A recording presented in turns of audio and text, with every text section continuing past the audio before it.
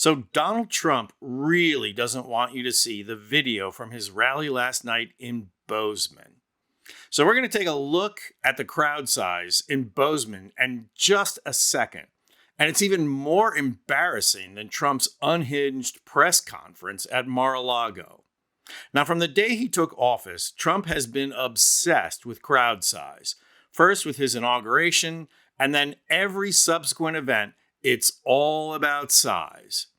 And thanks to Stormy Daniels, now we know why. Let's just contemplate this campaign location for a bit, shall we?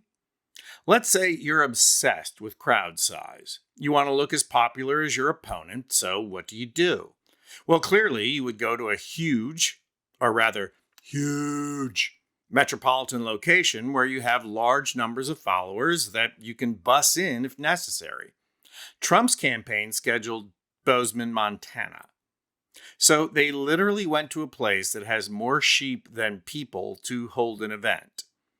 And you can understand why. Trump's followers are sheep, so the logic seems to fit, but it's still a really bad decision. The population of Bozeman is 56,123 people. And sure, if you calculate the greater Bozeman area, then you're up to 56,133 people, but that's not exactly arena-filling demographics. And then, to top it off, Trump went to Bozeman one day after telling a lie about an emergency helicopter landing with Willie Brown. And for once, a tiny bit of karma caught up with him. Trump's plane had to make an emergency landing in Billings for a hydraulic leak. Right-wing conspiracy theorists went ape over the news, claiming it was another assassination attempt. But someone on the left had another theory, and here it is. Trump claims his plane had to land in Billings because of mechanical problems, but in fact, he couldn't land at Bozeman because the grifter owes the airport $12,000 from the 2020 election cycle. He also still owes the Billings Police Department $58,830. Whatever the cause of Trump's plane being diverted, here's where the difference in VP choices is a stark contrast. If Tim Walz was on that plane and they had a hydraulic leak, he would go all Midwestern dad over the problem. Okay, people, we're going to need some chewing gum and some duct tape so I can fix this leak, and if anybody has a sewing needle, that'd be good too. If not, just a lapel pin. Anything really that I can force the bubble gum into the leak with. You see, the duct tape is going to hold, but it's better to use some filler in the actual leak. That's how that works. But Walz wasn't on the plane, and neither was J.D. Vance. And now the real reason Trump went to Montana is obvious. Trump is trying to put as much distance between him and J.D. Vance as possible.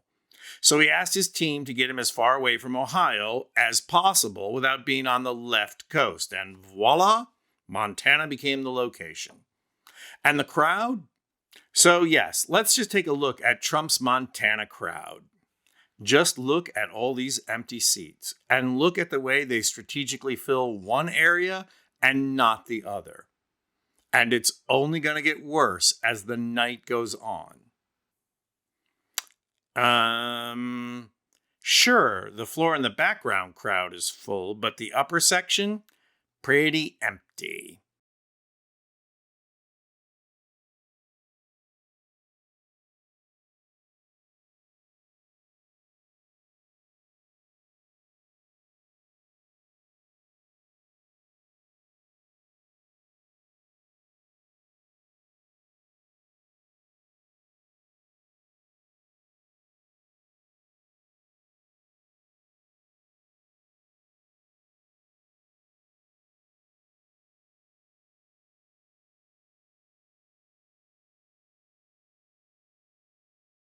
Well, here's what Tim Walz had to say about crowd size.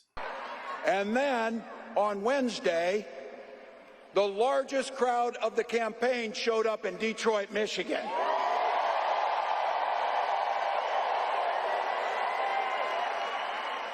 But Arizona just couldn't leave it alone, could you?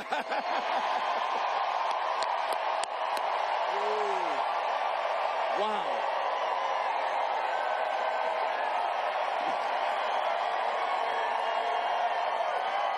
You know, it's not as if anybody cares about crowd sizes or anything. So.